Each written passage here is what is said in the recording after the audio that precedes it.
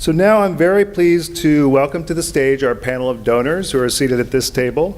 I will acknowledge that Imogen is amongst the most resilient among us. After less than a week of returning from maternity leave, she hopped on a plane with her new baby and joined us here today. So thank you for that. So please join us up here. Imogen, Stefan Hallegate, and Renate Hallen. Please join us up here.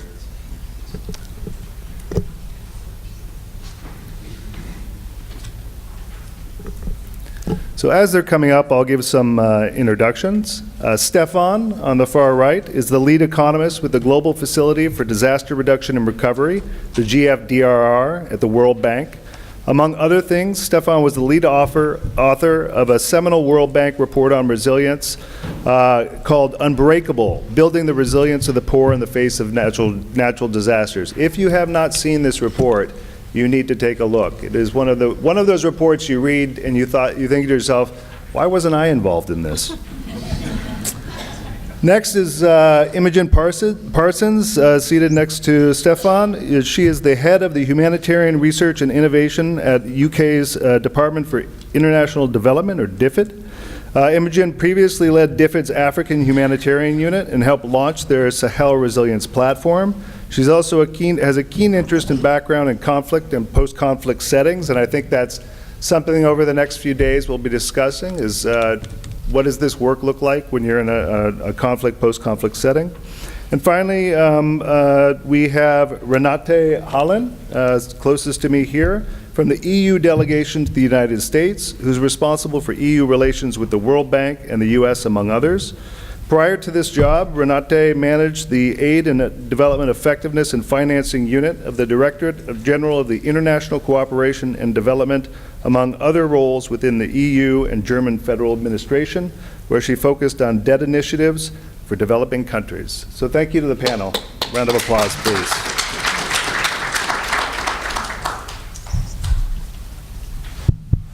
So I think we can, is this loud enough? So I think we'll stay seated for the panel, have it be a true panel. And before I pass to my colleagues, I thought I'd offer a few of my own reflections to sort of kick us off.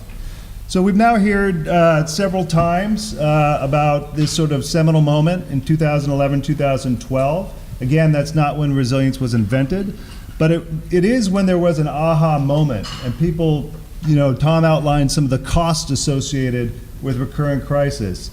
Loss of lives and livelihoods, hits to the national and regional economy. We know in Kenya between 2008 and 2011, unfettered drought cost the economy $12.1 billion. And so we often talk about motivating analytics, and that's certainly a motivating analytic for governments. There was similarly a post-disaster needs assessment in Malawi that really got that government thinking about, wow, it's not just that this is costing donors a lot of money, this is actually costing us a lot of money. And then, of course, the cost of recurrent humanitarian spending, which if you rack it up going back in time, 10, 15 years, is absolutely astronomical. So the US government alone spent about $1 billion responding to the Horn emergency in 2011, another $500 million responding with humanitarian assistance to the 2012 drought in the Sahel. That's just one moment in time. Think about where we are now, again, responding to humanitarian crisis. So this initial focus on people and places subject to recurrent crisis, the line that Tom said, it sort of reflects that logic of reducing these costs over time because of the cost of inaction, and we've seen that. Our investments not only go to places where we see recurrent crisis, we're also investing where we see governments taking proactive action to get ahead of this and to manage drought and other risks. And we've seen a lot of examples of governments, some of the same struggles we have of working across our different silos of excellence in health, food security, but at governments like the government of Kenya that set up cross-ministerial bodies to actually begin to tackle this problem, not from a sectoral perspective, but from a comprehensive perspective. And for us in USAID, that's really been one of the big challenges and honestly, for some people, resilience in USAID means all the different parts of USAID working together. And that's great because operationally that's what it's required. And it's required for a couple of reasons. One, the evidence is clear that building resilience requires working across sectors. And I think that's a big challenge when you've got, in our organization, a set of health officers, a set of food security officers, a group that works on democracy and government. But it really requires bringing those groups together. The other reason I think the concept of resilience has been attractive as a vehicle for doing that is that every sectoral outcome, as Tom made the point, requires resilience given the risk environments in which we work. So whether it's a health outcome, a food security outcome, an education outcome, everybody has a vested interest in this set of capacities that we've cleverly called resilience. So in USAID, we have sort of three big buckets of investment. One that Beth spoke to is expanding economic opportunities. That's in agriculture, for sure. A lot of the rural economies are really, the engine of growth is agriculture. But it's also looking outside of agriculture and helping people, first of all, recognizing the heterogeneity that exists within communities and the fact that not everybody's going to farm or herd their way out of this dilemma. And so what a lot of households are doing is stepping a foot out or moving out. And that's going to be the subject of the Diversifying Livelihood Risk Panel that we're have slotted, I think, for later today.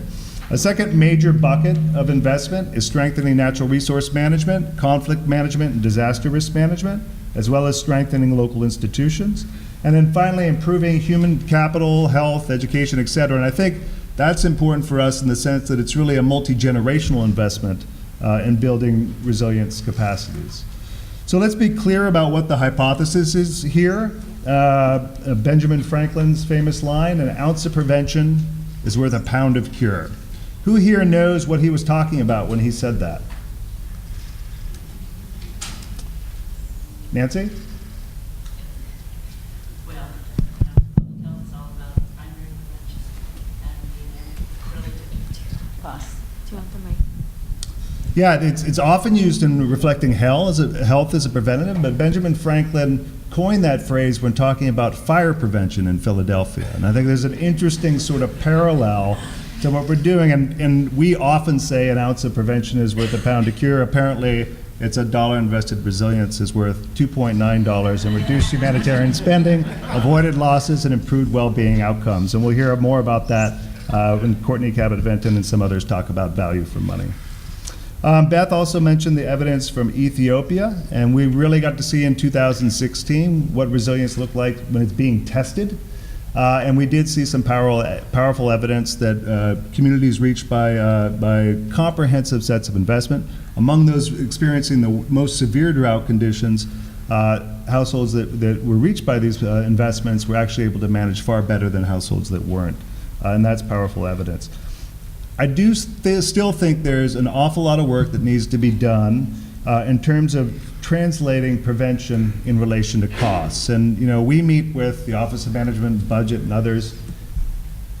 People really want to know, did we get that out? Did that prevention actually have us avoid responding to humanitarian emergencies? And we're not there yet in terms of the methodology, and I think that it's super challenging to compare droughts, certainly over time, but even across space.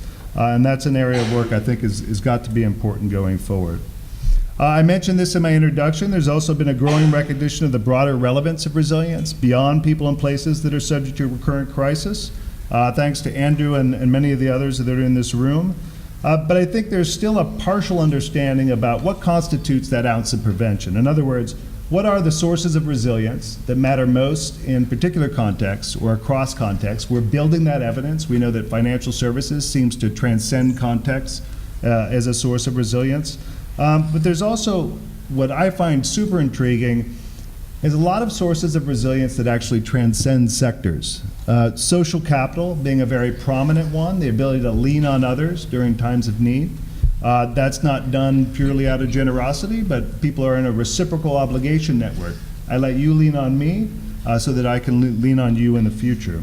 Also in that sort of transcending sectors in terms of sources of resilience, women's empowerment. We saw some powerful evidence out of Bangladesh of women's empowerment being one of the primary explanations for why some households move out of poverty and remain out, whereas others move out and fall back into poverty.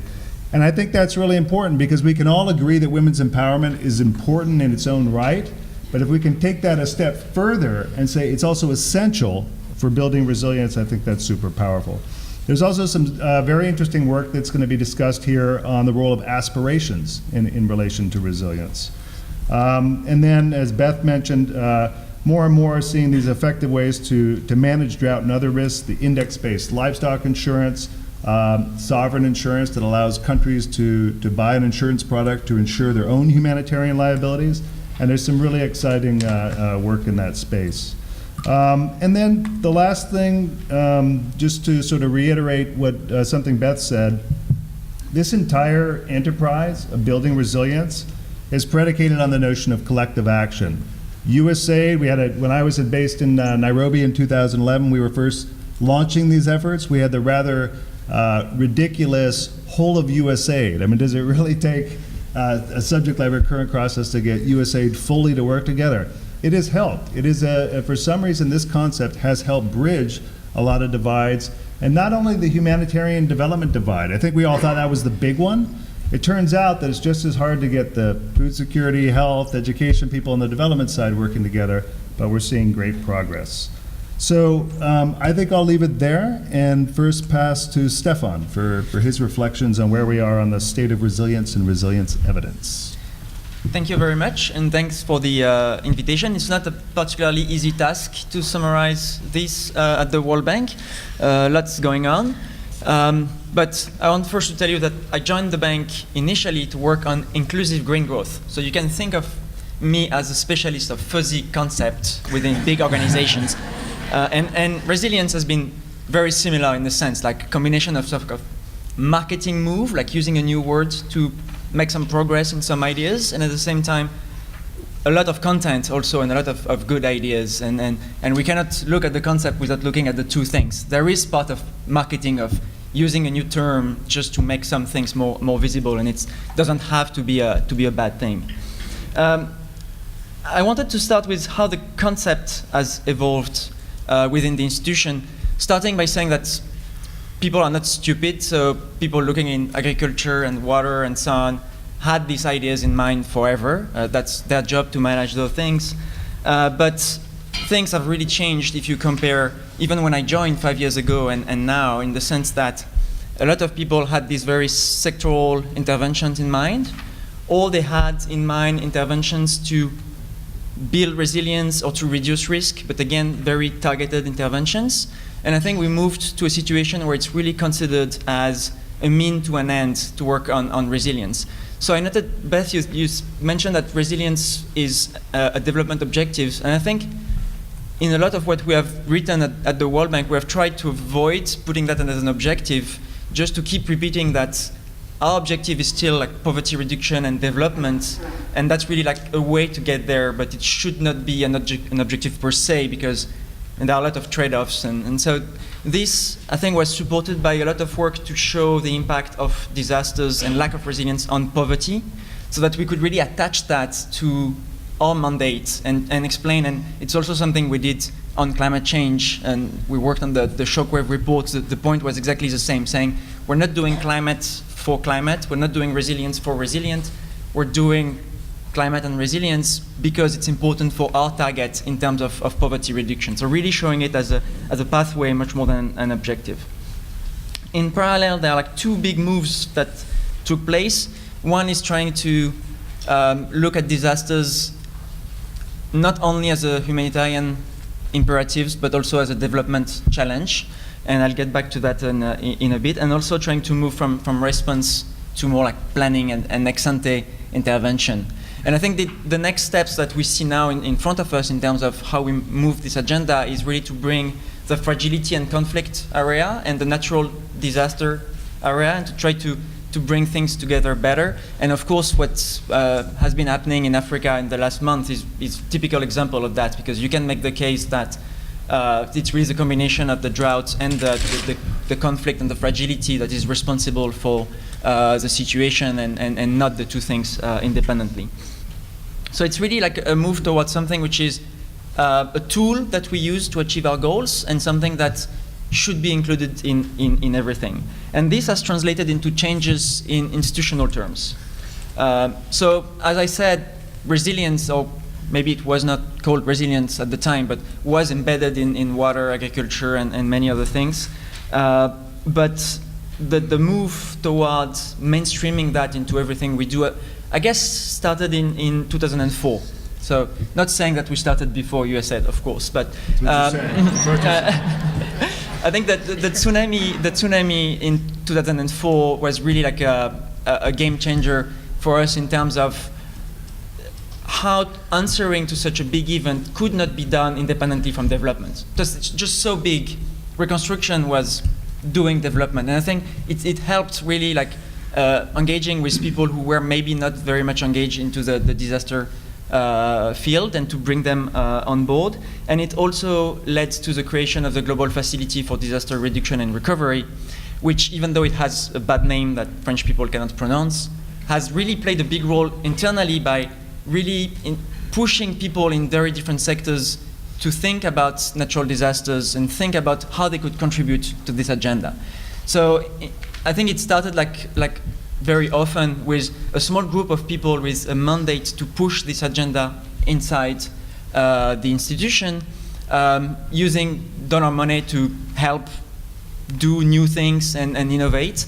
And what we can see now is in some sectors, like strengthening hydromet systems and supporting early warning systems, it started within GFDR, and now it has become something that is being done by teams and do not need to be separated in a specific unit. So it has been slowly moving toward the mainstream World Bank stuff, and we're trying to open new ideas and to push new things.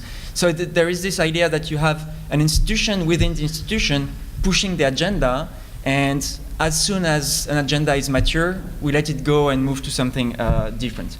We have been helped a lot also by the climate change agenda, and after the Paris Agreement, we did the Climate Change Action Plan with a lot of sectoral commitments on resilience and disaster risk, which really helped also bring that everywhere. So now we have about between 4 and 6 billion in investment per year in disaster risk management and resilience. It's about 10% of the lending we're doing, so it's a very healthy part of the activity, but it's not where most of the progress is right now. Most of the progress is not in those numbers, but more in all of the initiatives in different sectors to bring this resilience framework within what people are doing in transport, in social protection, in poverty, and so on.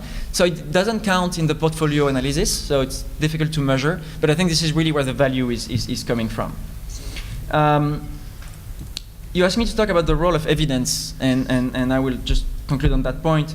I think, so first, we have to recognize that most of the evidence is not evidence of what works, but it's still evidence of lack of resilience, with big disasters happening repeatedly. So I think what has been helping us the most, unfortunately, is more like bad stories, more bad stories than good stories. And I think it's important to recognize that we still have a lot of that going on.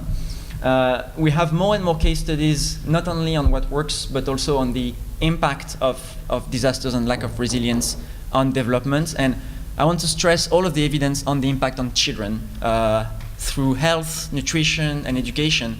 Because if you think about the future of those countries, I think focusing on this very vulnerable population is really something that we have to push. And everybody understands that if poor people cannot protect their children, then their children will be poor. And this is maybe the most unfair thing, that poverty is transmitted from parents to their children. I think it's a very powerful argument to try to help parents protect their kids from those disasters. What we found, and I don't know if you share this sentiment, but case studies are not very efficient when we try to communicate. And that's why we made a lot of efforts to do this big modeling effort where we use case studies to inform the modeling, but then we can provide global numbers. So in Unbreakable, we have this number that natural disasters bring 26 million people in poverty every year. It's a combination of case studies and modeling, but we found it much easier to communicate with those big global numbers. And case studies, you always get people answering, oh yes, but that's a special case, and so it's very difficult, I find, to to sell them. So the way we communicate, it's not only about having the evidence. There is a big question for me about how do we make this evidence more convincing. And one critical thing on this, and that's very important for the impact evaluation we have, is that we have framed our action in terms of scaling up. So trying to do resilience not through pilots, but can we scale up to something that makes a difference at the global scale? And I think that's the problem we have with a lot of the pilots and impact evaluation we have. They show good success. The question is, how do you prove that this can be scaled up? And for insurance, for instance, I think this is a big challenge. So I guess, I'm not sure, I can talk for this like for hours. So at one point somebody has to wave arms because otherwise I keep talking all day. You're good right now. I'm good right now. I just wanted to also flag in terms of the evidence that, so I don't know if it's part of the evidence, but a lot of work has been done in terms to develop the tools that people who are not specialists of resilience can use, so that if I'm a transport engineer and I build roads or railways or an urbanist, I can bring resilience into what I think. And we cannot expect people to become resilient experts. Some of us have spent like decades on that, so it's maybe easier to talk about it, but I think we have to do much more efforts to make it like easier for people to bring these ideas into everything they do. And we have worked a lot with infrastructure engineers, try to make them move from the I can predict the future and I can develop this fancy optimal piece of infrastructure based on that, and try to move them towards something which is more like stress testing, like what if something happens that I did not expect? What if my forecast is wrong? What if I have a surprise? And trying to test the vulnerability of the project we're financing, trying to expand the range of uncertainties that we think is possible. So trying to look outside what happened in the past and trying to push people to demonstrate that what they are doing is not dependent on